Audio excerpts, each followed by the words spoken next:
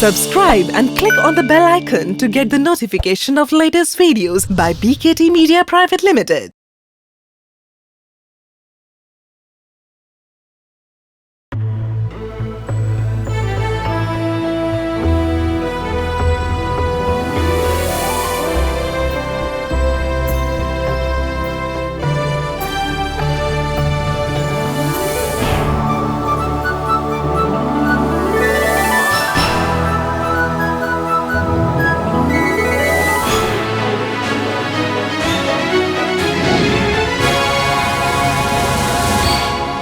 Big Business Ideas.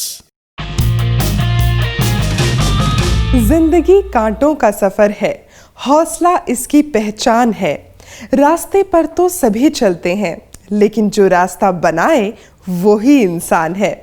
और आपके business के रास्ते को और मजबूत बनाने के लिए कौन कौन से बिजनेस लॉज की बजरी रोड़ी लगेगी, ये बताने के लिए हमेशा की तरह शिल्पा भावना आ गई है लेकर आपका चहेता कार्यक्रम big business ideas powered by tap fox beyond socialising.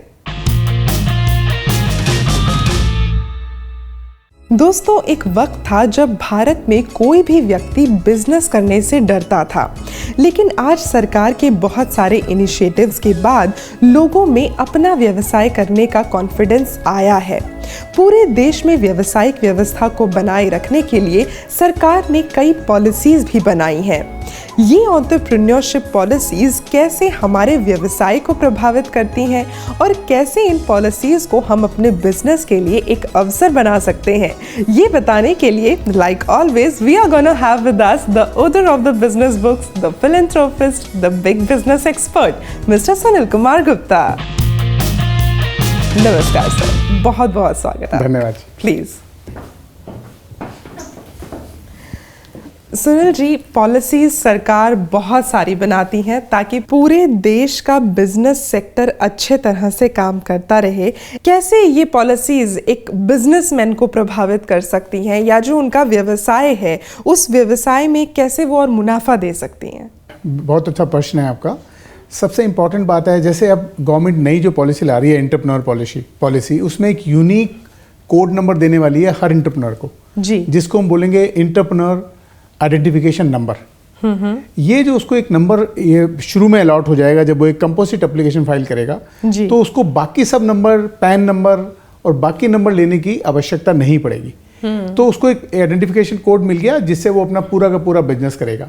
जो ईज ऑफ डूइंग बिजनेस है, ईज ऑफ डूइंग बिजनेस में जो गवर्नमेंट स्टेप उठा रही है वो इसीलिए उठाती है जिससे कि एंटरप्रेन्योर को बिजनेस करने में आसानी हो। तो बेसिकली ये जो पॉलिसीज बनाई जाती हैं ये हमारे बिजनेस को सप्लीमेंट करने के लिए बनाई जाती हैं। बिल्कुल, जिससे कि आपका ध्यान पूरा का पूरा केंद्रित हो अपनी प्रोडक्ट या सर्विस पे, और जितने भी कानून हैं और जहां जहां भी आपके रजिस्ट्रेशन होते हैं उनको ईजी बना दिया जाए। तो पॉलिसीज भी बहुत सारी हैं और स्कीम्स भी बहुत सारी हैं। इसका मतलब पूरे देश में हम कह सकते हैं कि एंटरप्रेन्योरशिप को आगे बढ़ाने के लिए बहुत ज़्यादा प्रोत्साहित किया जा रहा है। एंटरप्रेन्योर्स बनने चाहिए, हम सभी लोग मान रहे हैं, irrespective of the gender, male या फीमेल। लेकिन जब एक महिला व्यवसाय करने के लिए आगे आती है, आपको क्या लगता है कि हमारे देश में क्या वो वर्किंग एनवायरनमेंट है महिलाओं के लिए, या कैसी कंडीशन है उनके लिए? देखिए, इसको पूरे विश्व के परिप्रेक्ष्य में हमें देखना पड़ेगा कि यदि पूरे संसार में हम देखें तो 1/3 एंटरप्रेन्योर जो हैं वो महिलाएं हैं। और अगर हमारे देश की स्थिति देखें तो पूरे देश में जितनी महिला एंटरप्रेन्योर हैं उसकी 50% हमारे जो साउथ के 5 राज्य हैं और महाराष्ट्र, इन 6 को मिला लिया जाए तो उनमें है। मतलब अगर 100 एंटरप्रेन्योर हुए तो 50% 5 राज्य जो साउथ के 5 राज्य हैं, जैसे कि आंध्र प्रदेश हो गया और तमिलनाडु हो गया और केरला हो गया, कर्नाटका हो गया, तेलंगाना हो गया और महाराष्ट्र। तो ये 6 स्टेट हो गए। 6 स्टेट में 50% जो एंटरप्रेन्योर हैं यहीं पर हैं। और अगर हम देखना चाहें देश की पूरी स्थिति, तो हमारे देश में यदि महिला एंटरप्रेन्योर की बात करें तो एक ऑर्गेनाइजेशन है जिसे हम बोलते हैं ग्लोबल एंटरप्रेन्योर डेवलपमेंट इंस्टीट्यूट, जो कि सर्वे करता रहता है। तो उसने लगभग 77 कंट्रियों का सर्वे किया जिसमें महिला एंटरप्रेन्योर की स्थिति देखी। तो उसमें पाया गया कि 70वें नंबर पे हैं हम महिला एंटरप्रेन्योर में। यदि हम यूके या यूएस की पहले की स्थिति उठा के देखें तो वहां पर भी महिला एंटरप्रेन्योर पहले बहुत कम थी। जी, वो धीरे धीरे प्रोत्साहन मिला है सबको। तो जैसे अब हमारे देश में एक नई पॉलिसी बन रही है और महिलाओं के लिए बहुत सारी स्कीम आगे बढ़ाने के लिए हैं, तो उसको देखते हुए लगता है कि महिला एंटरप्रेन्योर की संख्या आगे आने वाले सालों में बहुत बढ़ेगी। जी, तो अभी क्योंकि उन्हें कॉन्फिडेंस मिल रहा है तो उन्होंने थोड़ा सा कदम तो बाहर निकालना शुरू कर दिया है। आज हमारे साथ एक ऐसी मेहमान आने जा रही हैं जो कि इसी तरफ, इसी दिशा में आगे बढ़े हैं। उन्हें बुला लेते हैं। जी जी। दोस्तों, आज जो मेहमान हमारे साथ स्टूडियो में आ रही हैं, आप पिछले 13 सालों से व्यवसाय के आकाश को रोशन करती आई हैं। इस लंबे अरसे में आपने बहुत से सब्जेक्ट से डील किया है, जैसे policy advocacy, energy and climate change, infrastructure, finance, education, health, and much more. So let's welcome the business power coach and the joint managing director of Redefine Skills and Learning Private Limited, Shrimati Sarita Chauhan. नमस्कार जी, बहुत बहुत स्वागत है आपका। आइए सरिता जी, अपने व्यवसाय के लिए 13 साल एक बहुत लंबा अरसा होता है। पहले आप महिलाओं को सजग करती थी, उन्हें आप कोच करती थी कि वो अपना खुद का बिजनेस शुरू करें, खुद एंटरप्रेन्योर बने। फिर आपने खुद भी अपनी एक ऑर्गेनाइजेशन शुरू की, एक प्राइवेट लिमिटेड कंपनी। लेकिन जब आप उन महिलाओं को बताती थी कि ये चैलेंजेस हैं जो आपको बिजनेस करने में आ सकते हैं, और जब आपने वास्तविक रूप में अपना बिजनेस शुरू किया, कितना डिफरेंस आपको उन दोनों चीज़ों में नज़र आया, या जो आप बताया करती थी चैलेंजेस उसी तरह के आपने सामने फेस किए? जब मैंने खुद शुरू किया जी, मुझे ये तो अंदाज़ा था कि बहुत मुश्किलें आने वाली हैं, क्योंकि दूसरों को कोच करते करते ये एक अच्छा सा अंदाज़ा लग चुका था कि किस तरह के चैलेंज आएंगे। मेरे पास इन्फॉर्मेशन और एक्सपीरियंस काफ़ी था अपना स्टार्ट करते हुए, तो मुझे वैसी परेशानी नहीं आई जिसके लिए मेरे पास लोग आते थे। पर लेडीज़ के पास और अलग परेशानियां हैं। आपको समय अपने बच्चों को भी देना है, आपको समय अपने घर को भी देना है, और उसी टाइम पे जब आप एक स्टार्टअप हैं तो आपको वही आपके बच्चे की तरह है, वो उसको भी बहुत समय देना है, उसको भी नॉरिश करना है उसी तरीके से जैसे आप एक बच्चे को करते हैं। जी बिल्कुल। तो सबसे पहला चैलेंज यही था कि उस टाइम को कैसे मैनेज किया जाए, क्योंकि टाइम 24 घंटे ही सबको मिला है। तो बेस्ट यूटिलाइजेशन ऑफ टाइम शुरू में नहीं आता था, पर करते करते सीख लिया। अपने एक्सपीरियंस से उसको स्टेबल करना, जहाँ पे लोग 10 साल में पहुँचते हैं, हम कुछ महीने कुछ साल में अपनी कंपनी को ले आए। मैं लकी हूँ कि मेरी फैमिली बहुत सपोर्टिव है। ज़्यादातर महिलाओं के साथ सबसे बड़ा चैलेंज आज की डेट में फैमिली है। सरिता जी, आपकी ये जो कंपनी है, ये कुछ एक अलग तरीके का काम करती है, उस काम के बारे में आप हमें बताएं। हाँ, मेरा बहुत अच्छा बैकग्राउंड था स्किल डेवलपमेंट का, लेकिन फिर भी आप जब एक कंपनी स्टार्ट करते हैं, आप अकेले नहीं कर सकते। राइट पार्टनर्स लेकर हमने शुरू किया, 3 डायरेक्टर्स ने। हम तीनों की अपनी अपनी एक स्ट्रेंथ है। मेरी स्ट्रेंथ मेरा एक्सपीरियंस था, मेरे एक पार्टनर की स्ट्रेंथ बहुत अच्छा financial knowledge and financial stability background है उनका अपना। एक डायरेक्टर हमारे बहुत अच्छे ट्रेनर हैं, जिनको ट्रेनिंग का बहुत अच्छा, तो तीनों चीज़ों का समावेश अच्छे से हो गया है। तो हमने पहला ही स्टेप ये उठाया कि इंडिया में जो स्किल डेवलपमेंट इतना बड़ा गैप है, इतने सालों से हम सुन रहे हैं इसके बारे में, 2008 से पॉलिसीज़ बन रही हैं, एंड ये जो नया गवर्नमेंट है इसने इतने प्रोएक्टिव स्टेप्स लिए हैं। तो हमने पहला स्टेप ये लिया कि जब हमारे एक्सपीरियंस से हम ऐसे बहुत सारे बच्चों को ट्रेनिंग प्रोवाइड कर सकते हैं। बिसाइड्स कॉर्पोरेट ट्रेनिंग में बहुत बड़ा गैप है, जो कंपनीज़ को जिस तरह का ट्रेनिंग चाहिए अपने एम्प्लॉयज़ के लिए, लोग अपने कोर्सेज देते हैं, कोई कस्टमाइज ट्रेनिंग नहीं देता, हम कस्टमाइज ट्रेनिंग देते हैं। तो हमने शुरू में ही एक ऐसा अपना स्ट्रेंथ बनाया है कि जो ट्रेनिंग इंडिया में जिसकी बहुत ज़्यादा नीड है, हमारे सारे sections through skill development, through corporate training, entrepreneurship training, women empowerment, events training and seminars, ये हमारे अलग अलग सेक्शंस हैं जो कि बहुत लार्ज स्केल की ट्रेनिंग को नीड को फुलफिल कर रहे हैं इंडिया में। जी। सर, इस तरह के जब ऑर्गेनाइजेशंस जब लोगों को ट्रेन करते हैं स्किल डेवलपमेंट के लिए, खास तौर पे जब आप बात करते हैं, आपको क्या लगता है कि एक वुमेन के लिए ट्रेनिंग का खासा महत्व रहता है?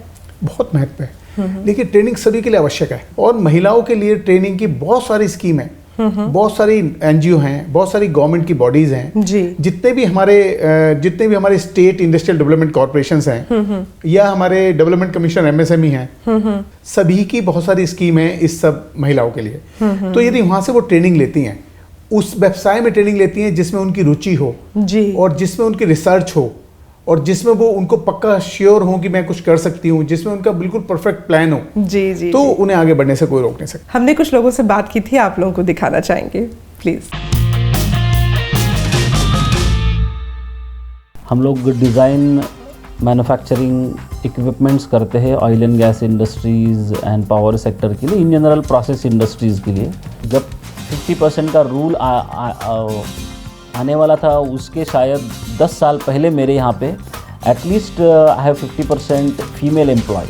हमारे यहाँ हम फीमेल्स के लिए वुमेन ग्रीवियंस सेल है, जो एवरी मंथ जिसकी मीटिंग होती है और उनके कुछ इशू हो या कुछ प्रॉब्लम्स हो या उनके लिए अगर कुछ सजेशंस हो तो वहाँ पे वो दे सकते हैं।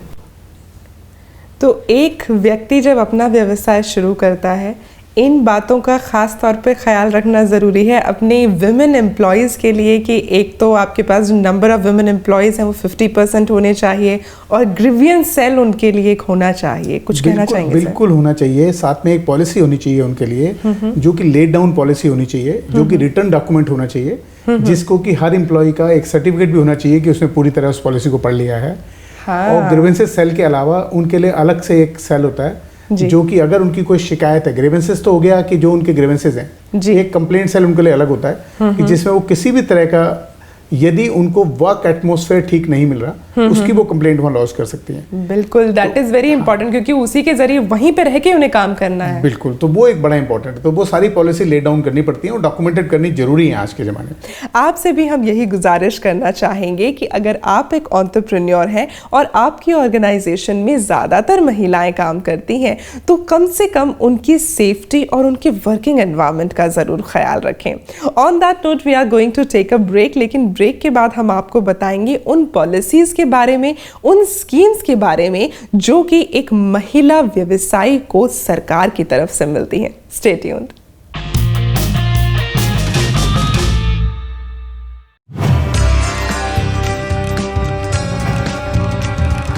भारत का विकास लाखों एमएसएमईज की कामयाब कहानियों से जुड़ा है, क्योंकि हर एमएसएमई के पास होता है बिजनेस करने का इनोवेटिव आइडिया। और अगर आप भी कर रहे हैं अपने बिजनेस में कुछ अलग या नया, तो आइए और बनिए हमारे मेहमान। Only on Big Business Ideas. Write us on info@bigbusinessideas.in।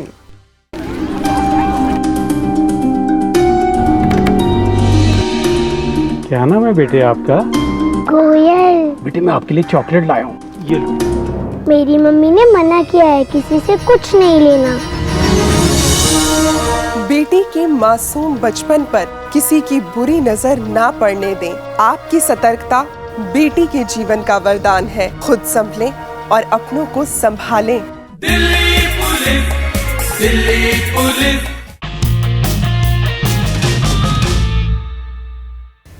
Break के बाद एक बार फिर से स्वागत है आपका। आप देख रहे हैं big business ideas powered by tab fox. Break पे जाने से पहले हमने बात की थी कि हमारी जो महिलाएं हैं उनके लिए सरकार कुछ खास स्कीम्स और कुछ खास पॉलिसीज़ लेकर आ रही है।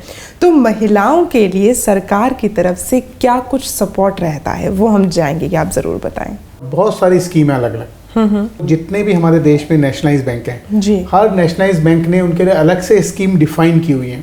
मुद्रा योजना में भी पहला प्रेफरेंस महिलाओं को है, ओके, जिसमें कि 10 लाख तक का लोन मिलता है, जिसमें कोई कोलेटरल सिक्योरिटी या किसी और किस्म की सिक्योरिटी नहीं ली जाती।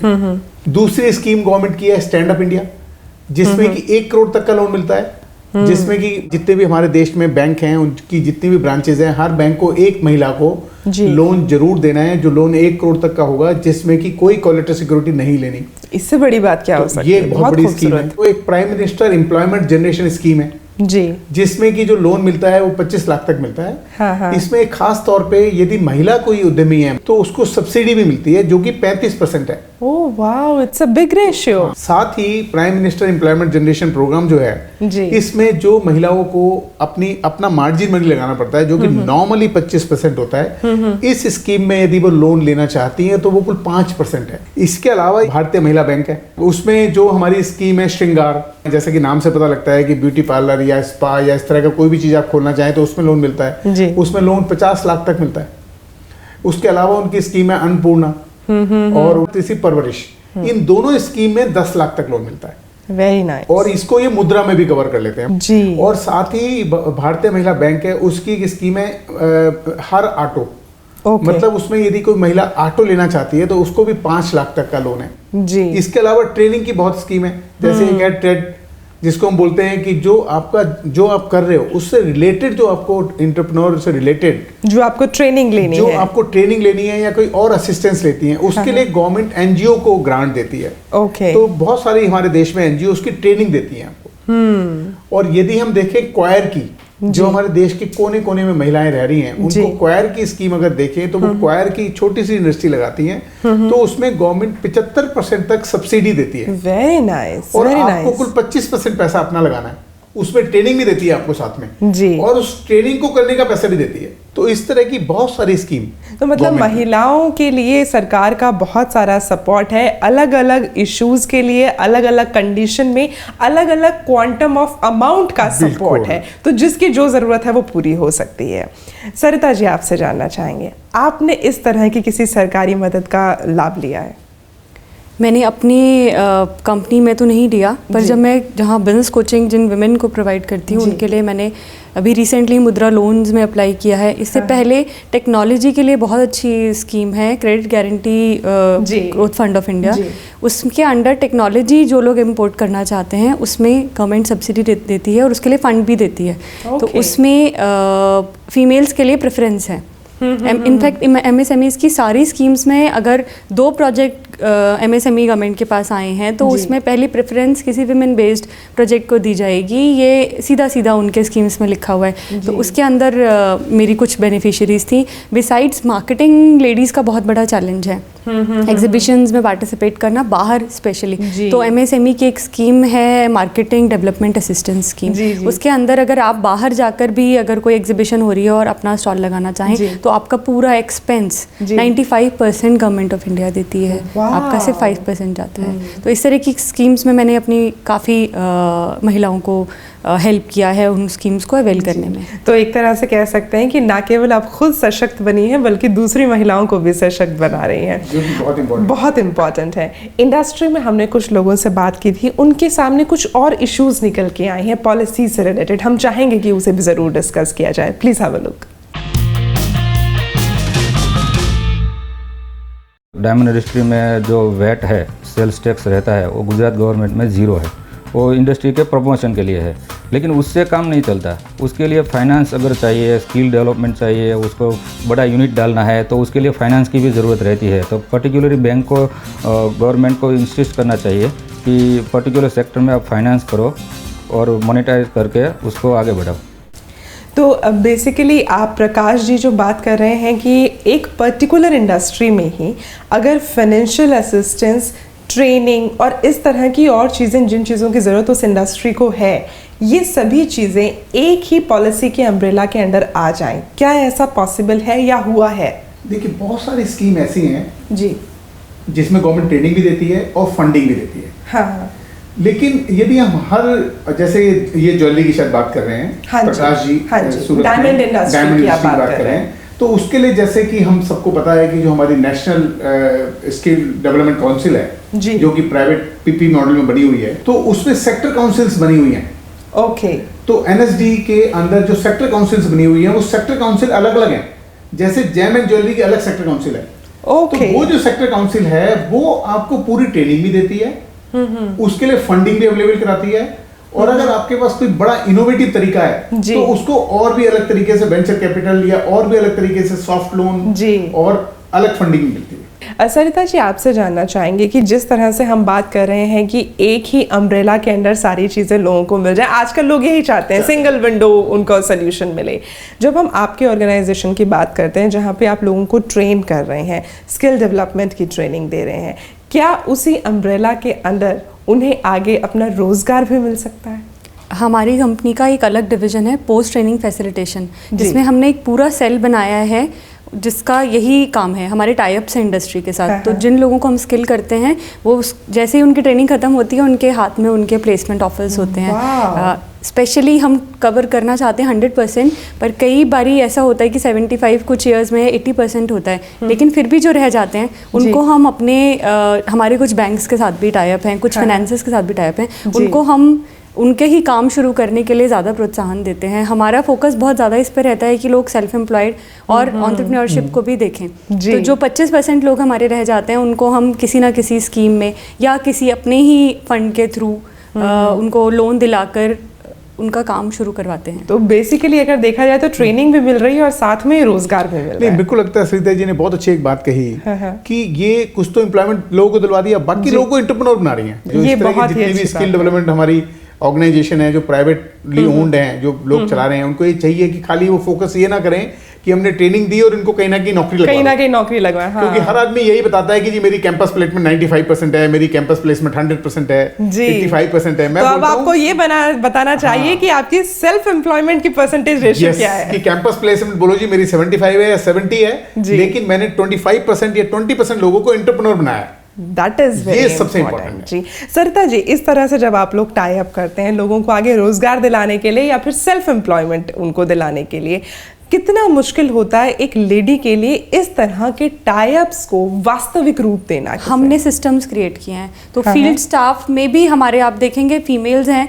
हमारा प्रूवन रिकॉर्ड है कि जो इस तरह के काम हमने लिए जो बहुत हाई लेवल के लिए, वहाँ पे हमारे जो पार्टनर्स हैं उनका इतना एक्सपीरियंस है, टीम्स हैं, सिस्टम्स जब आप रखते हैं एक ऑर्गेनाइजेशन में पहले से कि ये फील्ड स्टाफ है, ये आपका ये देखेगा, तो हमने उनको ये दिखाना शुरू किया कि हम हो चाहे ना हो, इनफैक्ट एक कंपनी में ये बहुत चलता रहेगा। So one very important thing that you said is system, वो जनरेट करना बहुत ज़रूरी है। तो हम आप सबसे भी यही कहना चाहेंगे कि आज के समय में अगर आप अपना एक बिजनेस शुरू करते हैं तो उस बिजनेस में एक सिस्टम बनाना बहुत ज़रूरी है, क्योंकि हम रहे ना रहे, हमारी कंपनी, हमारी ऑर्गेनाइजेशन, हमारे सिद्धांत हमेशा जिंदा रहते हैं। आप लोगों से भी कहना चाहेंगे कि अगर आपके व्यवसाय से जुड़ा हुआ आपके मन में कोई भी सवाल उठता है तो आप उसे रिकॉर्ड करके हम तक पहुंचा सकते हैं। आपको सिर्फ फ़ोन उठाना है और डायल करना है 8893120130। साथ ही अगर आप हमें मेल करना चाहते हैं तो हमारा मेल आईडी है info@bigbusinessideas.in। फिलहाल ले रहे एक छोटा सा ब्रेक के बाद जवाब देंगे उन सवालों की जो ऑलरेडी आपने हम तक पहुंचाए हुए हैं। Stay tuned.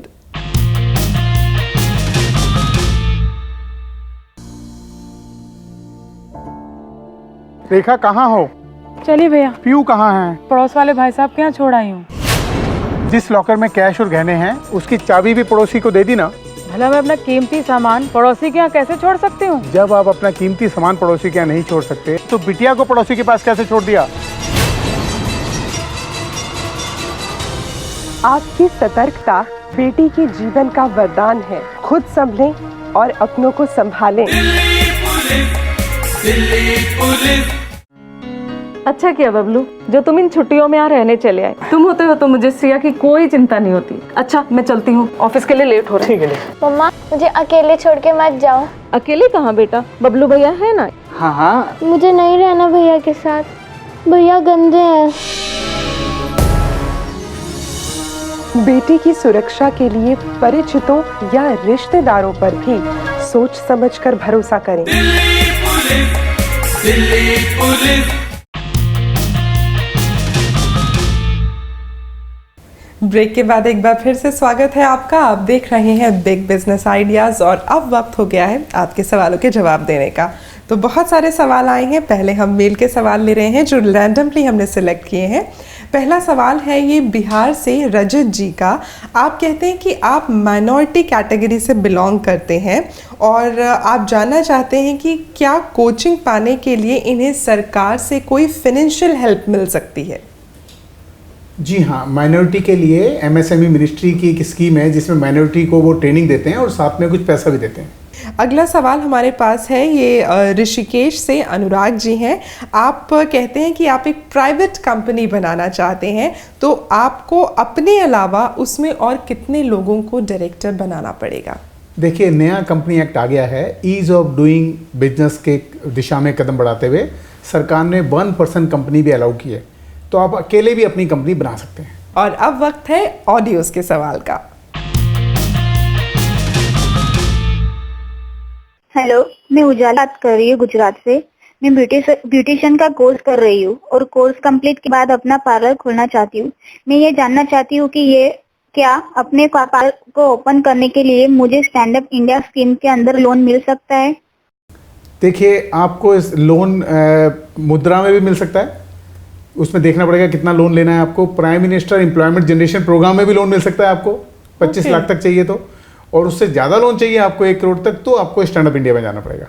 मैं अपर्णा बोल रही हूँ रत्नागिरी से। क्या मैं अपने घर में प्ले स्कूल ओपन कर सकती हूँ? प्ले स्कूल ओपन आप अपने घर में कर सकते हैं, लेकिन उसमें सिर्फ 2 स्टेट हिंदुस्तान में ऐसे हैं, दिल्ली और आंध्रा, जिन्होंने की कुछ रूल नोटिफाई किए हुए हैं प्ले स्कूल बनाने के। यदि आप इन 2 स्टेट से नहीं है तो आप स्कूल खोल सकते हैं। सिर्फ आपको ये ध्यान रखना है कि आपकी आपका घर ऐसी जगह पे हो जो सेफ्टी हो जहाँ पे जी, और साथ में वहाँ पे पार्किंग की समस्या ना हो और बच्चों के लिए सेफ हो। जी, ये बहुत ज़्यादा ख्याल रखने की बात है, क्योंकि प्ले स्कूल ओपन करें तो छोटे छोटे बच्चे वहाँ पर आएंगे, उनकी सेफ्टी सबसे इम्पॉर्टेंट है। सरिता जी, आपकी जो ऑर्गेनाइजेशन है, इसके तहत आप लोगों को किन किन चीज़ों की ट्रेनिंग दे रहे हैं? किस तरह के बेनिफिशरीज आपके पास आते हैं? और साथ ही हम ये भी जानना चाहेंगे कि फ्यूचर के लिए आपने और क्या कुछ सोचा हुआ है इन बेनिफिशरीज के लिए, जिससे इनको और आगे लाभ मिल सके?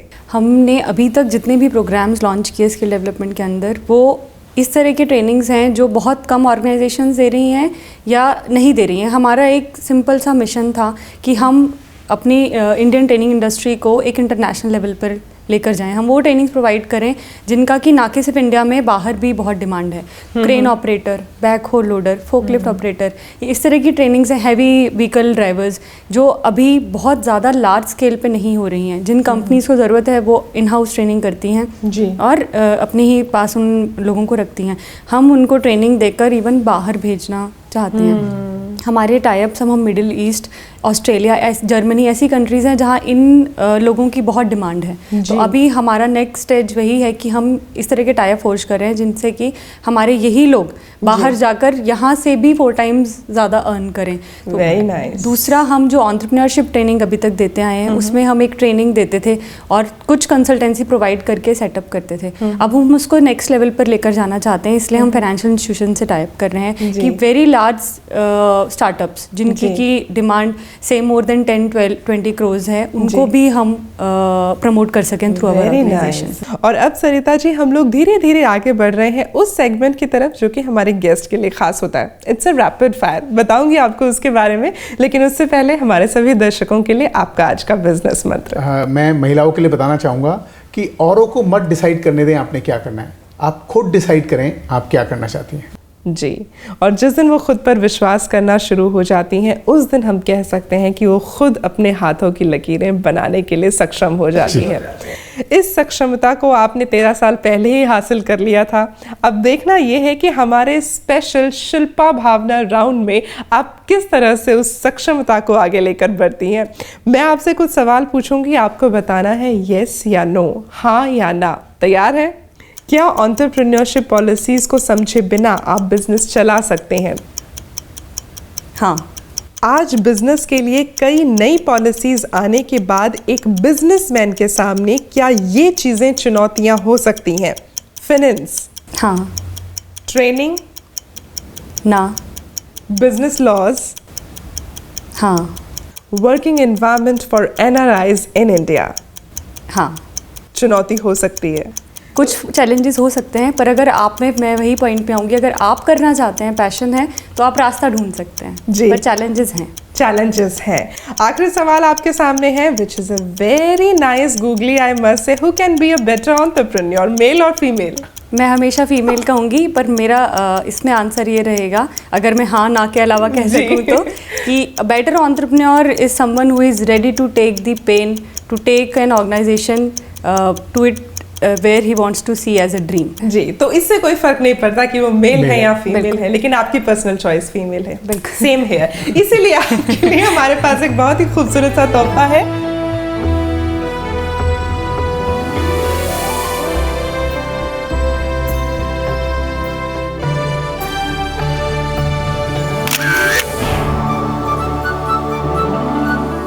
दोस्तों, हिम्मत हमेशा दहाड़ नहीं मचाती, कभी कभी हिम्मत शांत होती है और दिन के अंत में कहती है मैं कल फिर कोशिश करूंगी, क्योंकि कोशिश करने वालों की कभी हार नहीं होती।